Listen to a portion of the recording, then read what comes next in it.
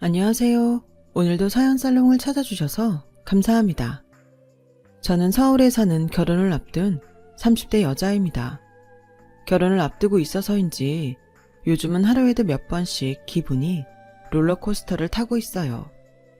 주변에선 결혼 전 우울증이 아니냐고 하는데 사실 전 제 기분이 왜 이런지 알고 있어요. 저는 태어나기도 전에 아빠가 돌아가셨어요.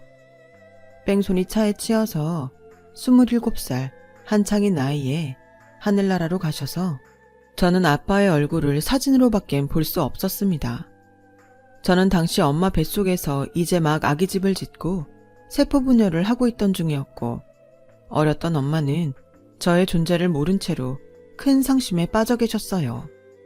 사실 저희 엄마는 아버지가 고아라는 이유로 집안의 반대가 심해 그 반대를 무릅쓰고 아빠 하나만 바라보며 사랑의 도피를 하셨어요.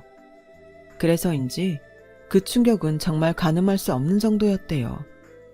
엄마 말에 의하면 자기는 세상에 아빠만 있으면 그곳이 천국이라고 생각했는데 그런 아빠가 먼저 진짜 천국으로 가버리자 엄마는 하루아침에 지옥에 홀로 떨어진 기분이었다고 하셨습니다.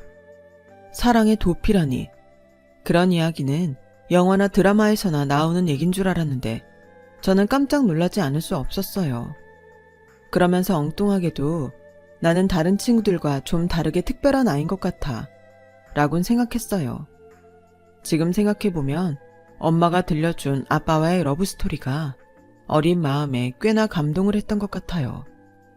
그리고 제가 태어나서 한 번도 보지 못한 사람들이 또 있었는데 그건 바로 외할아버지와 외할머니셨어요. 엄마가 사랑의 도피를 하셨으니 당연한 일이긴 했죠. 엄마는 돌아가신 아빠의 이야기를 하는 건 좋아했지만 외갓집 이야기를 하는 건 그다지 좋아하지 않으셨는데 어렸던 전 죽은 아빠가 살아와서 돌아올 순 없으니 살아계시는 외할아버지와 외할머니를 만나고 싶다고 생각하곤 했습니다. 사실 그때 저희 집 형편이 많이 좋지 않았거든요.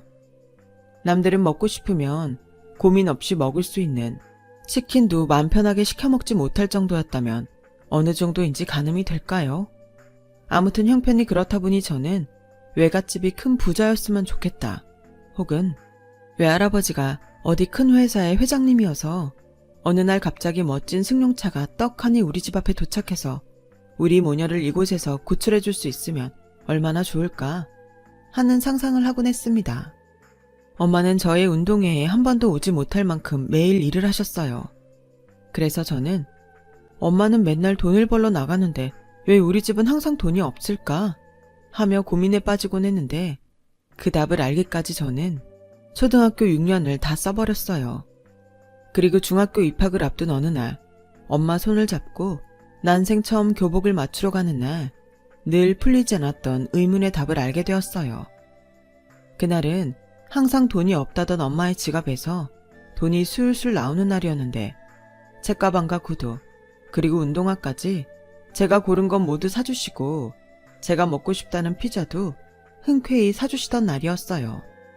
그렇게 기쁘게 피자헛에 피자를 맛있게 먹는데 엄마는 피자를 맛있게 먹는 저를 보며 이런 이야기를 하셨어요. 그렇게 맛있어? 엄마가 그동안 이렇게 피자도 못 사주고 미안해. 그래도 엄마는 우리 은지가 하고 싶은 건 뭐든 시켜줄 수 있는 슈퍼우먼이 되려고 그러는 거니까 우리 딸이 이해 좀 해줘. 대신 우리 딸이 하고 싶은 건 엄마가 다 시켜줄게. 그러니까 뭐든 되고 싶은 꿈이 있으면 엄마한테 다 얘기해. 엄마가 꼭 우리 은지 꿈 이룰 수 있게 돈 많이 벌게. 드라마였던가? 가난한 집의 꿈은 사치라고 해서 초등학교 5학년 이후로는 꿈 같은 건 끊었는데 엄마의 그 말을 들으니 가슴이 먹먹했어요. 그래서 저는 엄마한테 이렇게 말했던 기억이 납니다. 그러는 엄만 꿈이 뭐야? 슈퍼우먼 말고 엄마는 되고 싶은 거 없어? 제 나이 14살에 저는 지금까지 이 질문을 한 번도 잊어본 적이 없어요. 왜냐하면 제 말에 엄마가 웃으면서 우셨거든요. 좋은 건지 슬픈 건지 이젠 초등학생도 아닌데 저는 엄마의 감정이 뭔지 가늠할 수 없었어요. 그런데 그때 엄마는 세상에서 가장 행복한 박은지 엄마가 되는 게 꿈이야. 뭐야 그게? 뭐긴 엄마 꿈이지. 그 모습이 제 가슴 속에 문신처럼 콕 박혀 저는 절대 나쁜 길로 빠질 수가 없는 아이가 되었고 오로지 엄마를 행복하게 해줄 수 있는 딸이 되고 싶다는 꿈을 꾸게 되었어요. 남들 다 하는 학원 과외 이런 거 없이 저는 문제집 2-3권으로 늘 반에서 1, 2등을 다퉜고 고등학교는 외고, 대학은 우리나라에서 그래도 손에 꼽는 와이대 법학과를 졸업하고 엄마의 뒷바라지로 무사히 로스쿨 4년을 마칠 수 있었죠. 당시 저희 모녀는 반지하 빌라에서 방 2개에 거실도 없는 그런 곳에 살았는데 대학교며 로스쿨 학비며 저희 엄마는 어디 도깨비 방망이라도 감춰놓으신 듯 등록금을 척척 내셨어요. 아마도 이럴 때 쓰시려고 아끼고 또 아끼고 하셨겠죠. 당신이 저에게 말했던 슈퍼우먼이 되기 위해서요. 저는 엄마의 남은 인생을 누구보다 행복하게 해주기 위해 돈 잘 버는 잘 나가는 변호사가 되기로 마음먹었어요. 다행히 하늘이 저의 이런 뜻을 아셨는지 유명한 대형 로펌에서 함께 일해보자고 제의가 들어왔고 저는 고민도 하지 않고 오케이를 했어요. 그렇게 변호사로서 사회에 첫 발을 내딛고 저는 미친 듯이 일에 집중했어요. 제 의지도 그랬지만 이제와 고백하자면 저는 친구가 없었어요. 학교 다닐 땐 기회가 있었지만 공부하느라 친구를 일부러 만들지 않았거든요. 시간도 돈도 없으니 차라리 친구 같은 건 없어도 된다고 생각했는데 어른이 되고 친구가 없다는 건 할 일이 일밖에 없어서 저는 일에만, 아니 돈 버는 일에만 집중했어요. 그래서 1년 만에 반지하 빌라를 탈출하고 듣기만 했던 깨끗하고 네모 반듯한 아파트를 계약했어요. 엄마, 이제 힘든 일 하지 말고 취미생활이나 하면서 딸 덕보고 살아. 그동안 애 뒷바라지 하느라 고생 많이 했잖아. 이제 좀 누려. 이제 내가 엄마 하고 싶은 거 다 해줄게. 무슨, 이제 내 나이 50대 중반인데 뭘 벌써 쉬어. 싫어. 나 엄마 일 그만 안 두면 변호사 때려칠 거야. 뭐? 무슨 그런 무서운 말을 해. 그러니까 엄마가 그만둘지 내가 그만둘지 정하자고. 진짜 고집은 딱 네 아빠 판박이야. 알았어. 그렇게 엄마는 근 30년 만에 일을 놓으셨고 드디어 이사가는 날 엄마는 세상에서 가장 행복한 얼굴을 하고 계셨고 전 그 모습에 그동안 열심히 살았던 보람을 느꼈어요. 그리고 실감했죠. 치열하게 사느라 나이 먹는 것도 모르고 살았는데 제가 벌써 30살이 되어 있더라고요. 아직 첫사랑도 첫 키스도 못한 30살이요. 20대는 엄마를 위해 살았으니 30대는 저를 위해 살자는 생각이 들더라고요. 그래서 그때부터 열심히 소개팅도 하고 없던 취미도 찾으려고 이것저것을 기웃거렸어요. 하지만 인연은 쉽게 만나기 어렵더군요. 제가 마음에 드는 사람은 저를 조건으로만 보는 사람이었고 제가 별로라고 생각한 사람은 저에게 목을 매며 저를 곤란하게 했어요. 친구도 없으니 하소연도 못하고 이번 생은 이렇게 끝이 나는 건가 낙담하며 거의 반포기 상태가 되었는데 인연은 의외로 가까운 곳에 있었습니다. 평소 저에게 친절했던 저보다 4년 선배인 지금의 예비 남편이 갑자기 저에게 주말에 한번 밥이나 먹었으면 좋겠다고 하더니 그날 저에게 자기의 마음을 고백하지 뭐예요.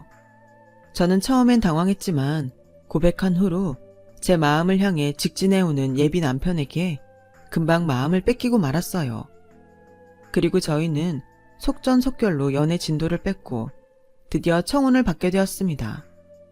저는 그때까지 시작은 가난한 집에 아빠도 없이 태어났지만 앞으로도 꽃길만 걸을 거라고 믿어 의심치 않았어요. 하지만 제가 너무 자만했던 걸까요? 아니면 그동안 운이라는 걸 전부 써버린 걸까요? 저는 예비 남편의 집에 인사를 가는 날 어려움이 시작되었어요. 엄마, 제가 말씀드린 저랑 같은 로펌에서 변호사로 일하는 은지예요. 어머, 어서 와요. 얘기 많이 들었어요. 안녕하세요. 박은지라고 합니다. 예비 남편의 어머니는 제 인사를 받으면서 저를 위아래로 훑어보셨고 전 그런 어머니의 시선이 부담스러워 다른 곳을 쳐다봤는데 예비 남편의 집은 정말 입이 떡하고 벌어질 정도로 으리으리했어요. 저희 집 전체만한 거실에 마치 궁전처럼 넓고 곡선진 계단이 눈에 들어오더군요.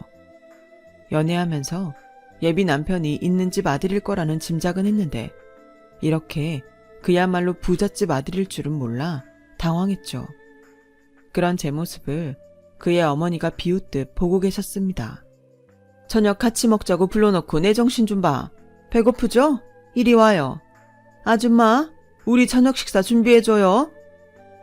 예비 남편의 어머니는 익숙한 말투로 아줌마를 불렀고 곧 네 사모님 하는 다른 아주머니의 목소리가 들렸습니다. 6인 식탁에 그야말로 진수성찬이 차려지더군요. 저는 뭐부터 먹어야 하나 젓가락을 들고 망설이는데 그의 어머니가 미소를 지으며 저에게 드라마에서나 나올 것 같은 말을 하시더군요. 많이 먹어요. 그냥 평소에 우리 식구 먹는데 숟가락 하나만 더 넣은 거니 부담 갖지 말고. 네, 잘 먹겠습니다. 저는 가장 가까운 샐러드를 한 입 먹었고 그의 어머니는 기다렸다는 듯 저에게 초면에 내가 이런 질문해서 미안한데 부모님은 뭐 하시나? 하며 물으셨어요. 아빠는 제가 태어나기 전에 돌아가셨고 저희 엄마는 전에는 일을 하셨는데 지금은 쉬시고 계세요. 어머, 듣기로 형제도 없다고 했는데 그럼 은지 씨가 가장? 네, 뭐 그렇죠. 어머나 세상에.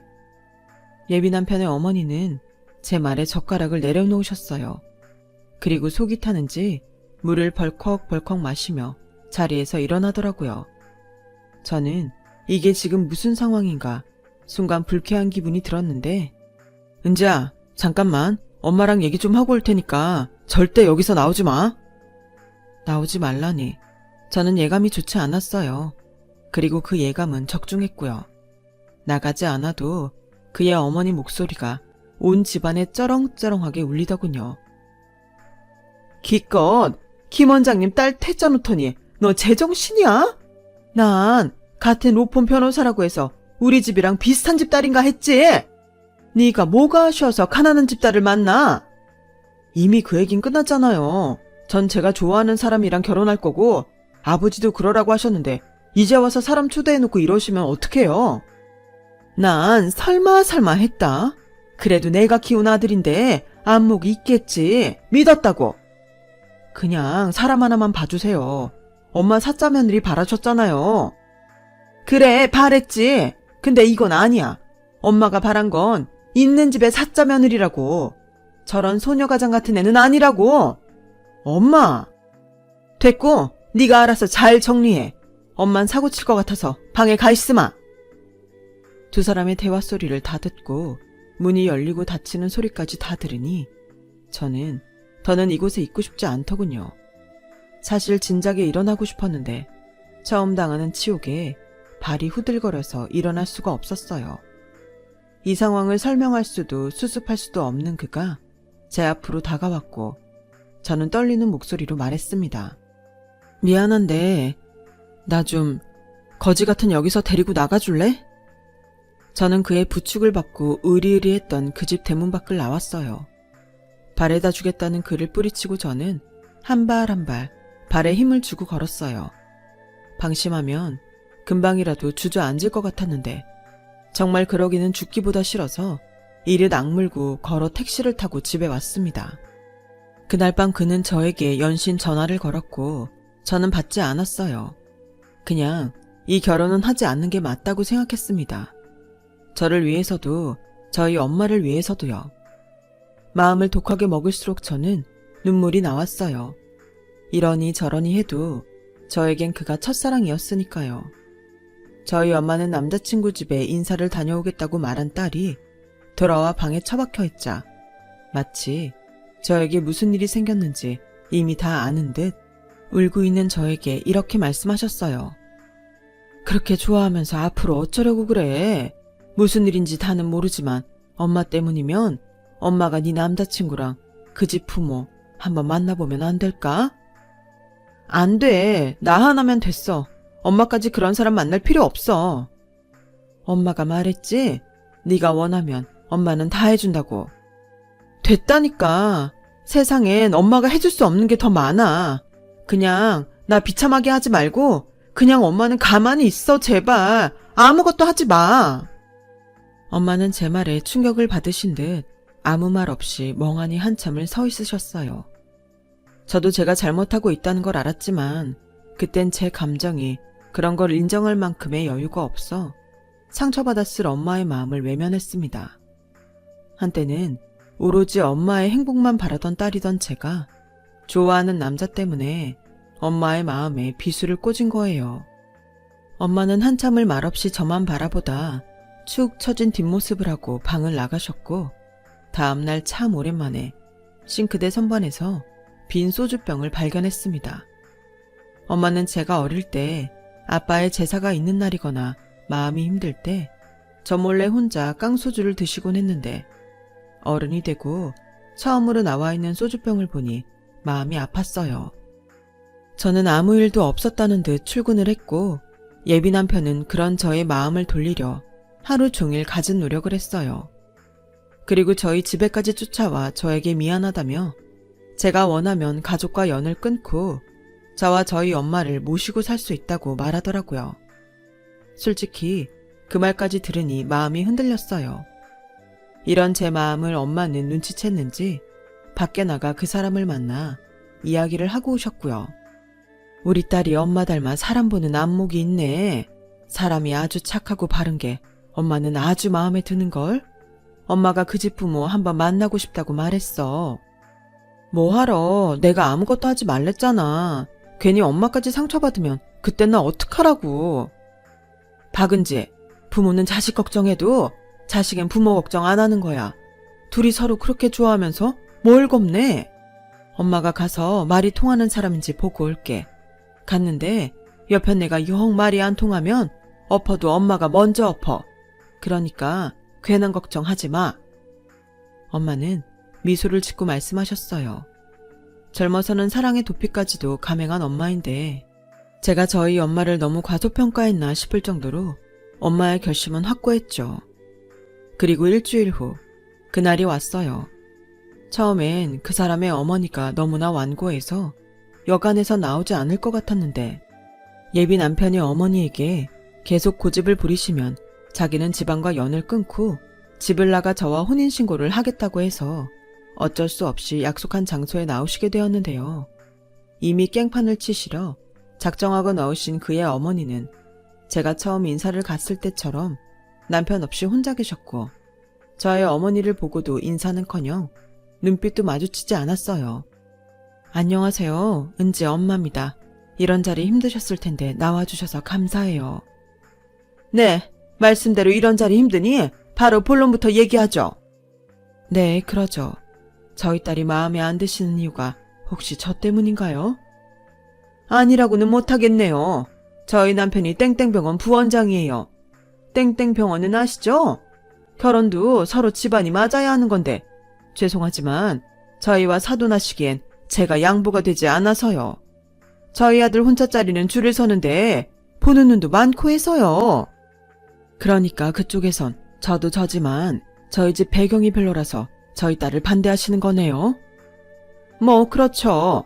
물론 없는 집에서 딸 잘 키우신 건 인정합니다. 대단하세요. 아마 저희 같은 집안 아니고 평범한 집에선 환영받을 신부감이죠. 은지양 입장에서 보면.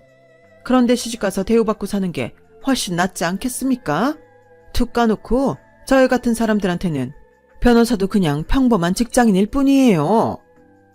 그의 어머니는 저의 어머니에게 비아냥거리며 본인 할 말을 다 하셨고 저는 또다시 끓어오르는 분노에 이번에야말로 제대로 성질을 부려보려고 하는데 저희 엄마는 저의 손을 꽉 잡으셨어요.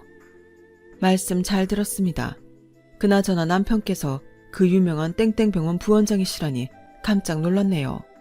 같이 나오셨으면 이번 기회에 귀하신 분 얼굴 한번 볼 수 있었을 텐데 아쉬워요. 혹시 아직 식사 전이니 한번 뵐 수 있을까요? 뭐 워낙에 병원이 크고 또 VIP 환자가 많아서 바빠요. 그래서 일부러 집안일은 제가 알아서 혼자 합니다. 그러시군요. 힘드시겠어요. 그럼 이 결혼은 말씀대로 없던 일로 하시죠. 저도 제 딸이 그런 곳에서 마음고생하며 살길 바라지 않습니다. 그런 곳이라고 하시니 좀 불쾌하지만 어머님이 현명하시네요. 이해해 주셔서 감사합니다. 여기 식사 자리는 제가 계산할 테니 마음 편히 드세요. 저는 이런 싸구려 음식은 입에 맞지 않아서 먼저 일어나겠습니다. 그의 어머니는 만족스러운 얼굴로 자리에서 일어났어요. 예비 남편의 얼굴은 일그러졌고 저는 참지 못할 화에 몇 번이나 움찔했지만 그때마다 저희 엄마는 저에게 참으라며 제 손을 강하게 잡으셨는데 그때 중년의 한 남자분이 식당 안으로 들어오셨습니다. 어머, 당신이 어떻게 여기에 왔어요? 그의 어머니의 반응을 보고 저는 그 남자분이 예비 남편의 아버지임을 알 수 있었죠. 은호가 하도 와달라고 해서 무슨 일이야? 별거 아니에요. 은호 넌 아버지 바쁘신데 괜히 그런 말을 했니? 그때였어요. 저희 엄마가 제 손을 놓고 자리에서 일어나셔서 그의 부모님이 있는 곳으로 가셨고 그의 아버지께 반가운 말투로 오랜만이에요, 과장님. 아니, 이젠 부원장님이라고 불러야겠네요. 라고 하시는 거예요. 저는 깜짝 놀랐어요. 저뿐만 아니라 그의 어머니의 표정은 뭐 이런 미친년이 있지? 하는 듯 했고요. 누구시죠? 그의 아버지는 저희 엄마에게 기억이 나지 않는다는 듯 물었어요. 저 차은혜예요. 너무 오랜만에 보셔서 잘 기억나지 않으시죠? 엄마는 덤덤하게 말씀하셨고 예비 남편의 어머니는 무슨 수작이냐며 아까와는 다르게 언성을 높이셨는데 당신 조용히 좀 해봐. 그러니까 네가 내가 아는 은혜가 맞다는 거지? 차석태 딸 차은혜. 네, 맞아요. 저희 아버지 잘 계시죠? 워낙에 병원밖에 모르시는 분이라 사는 동안 궁금하진 않았지만요. 저는 이 상황이 믿기지 않았습니다. 옆에서 예비 남편이 우리 엄마의 아빠, 그러니까 제 외할아버지가 아버님이 일하는 병원의 병원장인 거라고 말해주는데도 저는 그 말이 귀에 하나도 들리지 않았어요. 오히려 태세 변화는 그의 어머니가 저보다 빨랐죠. 어머, 이게 무슨 운명의 장난이래요? 진작에 말씀하시지. 설마 일부러 저 놀리려고 하신 거예요? 아무튼 우리 그이도 그렇고 우리 아이들도 그렇고 병원장님네랑 우리는 인연이 보통이 아니에요. 안 그래요, 사돈? 사돈이라니. 저에겐 소녀 가장이라고 하고 방금까진 저희 집 배경이 별로라고 막말을 하더니 저는 기가 찼습니다. 저희 엄마도 기가 찬다는 듯 그의 어머니의 말에 화답하셨어요. 저도 이런 기막힌 인연이 또 있을까 싶네요. 하지만 아까 말씀하셨듯이 이 결혼은 없던 것으로 하는 게 좋을 것 같아요. 그러니 사돈이라는 말은 하지 마세요. 아까는 제가 실수한 거예요. 아이들이 저렇게 둘이 죽고 못 사는데 사돈이 저 좀 한번 봐주세요. 저희 엄마는 그의 어머니의 말에 아무런 대꾸도 하지 않으셨고 이야기를 다 들은 그의 아버지는 이 상황이 어떤 상황인지 단번에 알아차리셨습니다. 당신, 내가 은호 결혼 문제 적당히 하랬지? 애들 보기 창피하지 않아? 그 나이 먹도록 그릇이 그거밖에 안 돼. 앞으로 당신은 은호 결혼 문제에서 손 떼. 알겠어? 여보. 은혜야, 미안하다. 네가 싫으면 이 결혼 안 시켜도 된다. 대신 자식된 도리로 이제 그만 너도 내 고집 꺾고 네 부모한테 늦기 전에 얼굴 비춰. 요즘 내 아버지 건강이 말이 아니야. 이대로 그냥 돌아가시면 후회해도 늦는다. 나중에 알고 보니 그의 아버지는 저희 외할아버지의 제자였고 저희 엄마가 집을 나간 후론 무리해서 일만 하시다 최근엔 심장이 좋지 않아 입원과 퇴원을 반복하고 계시다고 했습니다. 저는 또 한 번 저희 엄마의 고집이 정말 보통이 아니라는 것을 확인할 수 있었어요. 그렇게 힘든 생활을 했으면서 무리해서 슈퍼우먼 따윈 하지 않아도 됐으면서 엄마는 왜 집에 돌아갈 생각을 하지 않았던 걸까요? 저의 그 의문에 엄마는 엄마 고집 때문에 너까지 고생시켜 사실은 내내 미안했어. 하지만 엄만 끝까지 책임을 다하고 싶었어.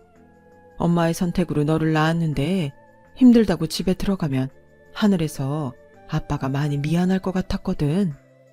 저는 평생을 아빠만 생각하며 산 엄마에게 괜찮다고, 엄마가 그렇게 강한 사람이라 나는 더 좋았다고 말했고, 저희 엄마는 고맙다며 눈물을 보이셨어요. 그 후로 한 달 뒤 엄마는 30년 만에 자신의 고집을 꺾고 저를 데리고 외갓집으로 갔어요. 초인종을 누르기까지 많은 시간이 걸렸지만 엄마의 결심이 서는 순간 띵동하는 소리와 함께 닫혔던 웅장한 대문이 저희 앞에 활짝 열렸습니다. 그리고 저는 태어나 처음으로 신기한 경험을 했는데, 가족은 떨어져 있었어도 그 공백을 한 번에 채울 만큼 특별하다는 것을 알게 되었죠. 처음 보는 외할머니와 외할아버지는 엄마의 결혼을 반대했다는 것이 믿기지 않을 만큼 인자하신 분이셨어요. 그리고 그 안에 저희 엄마는 제 엄마이기 전에 그분들의 딸이라는 것을 새삼 느끼게 되었습니다. 그 뒤로 엄마는 외갓집과 저희 집을 하루가 멀다고 오가며 못다한 딸 노릇을 하고 계세요. 그러는 사이 저희 예비 남편은 한결같은 마음으로 저를 기다렸고, 저는 변함없는 그의 마음을 더는 외면할 수 없어 결혼하더라도 시어머니의 사과와 그런 행동을 다시는 제가 이해하지 않는다는 조건으로 결혼을 약속했어요. 사실 저는 결혼 후에도 엄마를 모시고 살고 싶었는데, 나는 싫어. 내가 왜? 결혼한 딸에 어려운 사이까지 데리고 살아야 하니? 난 너 시집가면 혼자 편하게 살 거야. 그러니까 괜히 엄마 손 빌릴 생각하지 말고 신혼집 알아봐. 이거 얼마 안 되지만 엄마가 너 시집 보내려고 모아놓은 돈이야. 엄마는 분명 집 어딘가에 도깨비 방망이를 숨겨놓은 것이 분명했어요. 1억이 든 통장을 저에게 건네며 단호하게 말씀하셨어요. 엄마의 고집에 저는 어쩔 수 없이 항복을 했고, 현재 결혼 준비를 얼추 끝마쳤습니다. 여전히 저희 예비 시어머니는 꼬였던 관계 회복을 하자며 연락을 주고 계시고, 저는 아직은 받아줄 마음이 없어 튕기는 중이에요. 아무래도 저는 착한 며느리가 되긴 힘들 것 같은 예감입니다. 사실 며느리뿐만 아니라 결혼 후 제가 정말 잘 할 수 있을지, 그리고 저 없이 저희 엄마는 괜찮을지 온통 불안한 마음이에요. 결혼은 원래 이런 건가요? 저는 아마 저희 엄마처럼 사랑의 도피 같은 일은 절대 하지 못할 것 같아요. 이런 생각을 하니 저희 엄만 정말 대단한 여자가 맞는 것 같습니다. 아빠를 향한 한결같은 그 마음도요. 저도 그 마음 본받아 저에게 한결같은 지금의 예비 남편에게 보답하며 살아야 하겠죠. 이 마음 변하지 않고 잘 살 수 있도록 응원 부탁드려요. 지금까지 저의 이야기 들어주셔서 감사하고요. 함께하는 가족과 늘 행복하시길 바라며 제 이야기는 여기서 마치겠습니다. 감사합니다. 여러분, 사연 댓글에 응원과 현명한 조언 부탁드려요. 좋아요와 구독은 저에게 큰 힘이 됩니다. 오늘도 좋은 일 가득하세요.